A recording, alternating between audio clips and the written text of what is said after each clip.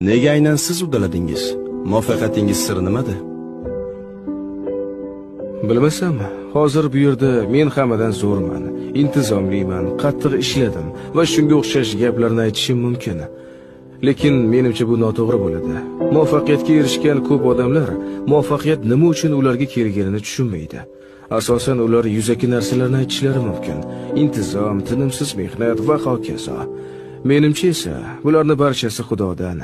Bugun u sizga shuni bergan.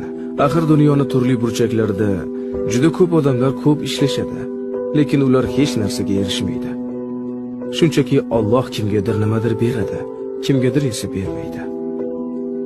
Nega aynan siz uddaladingiz? Muvaffaqiyatingiz siri nimada? Bilmasam, hozir bu yerda men hammadan zo'rman, intizomliman, qattiq ishladim va shunga o'xshash gaplarni aytishim mumkin. Lekin menimcha bu noto'g'ri bo'ladi. Muvaffaqiyatga erishgan ko'p odamlar muvaffaqiyat nima uchun ularga kelganini tushunmaydi. Asosan ular yuzaki narsalarni aytishlari mumkin.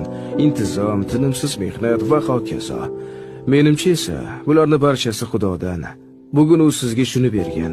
Axir dunyoning turli burchaklarida juda ko'p odamlar ko'p ishlashadi,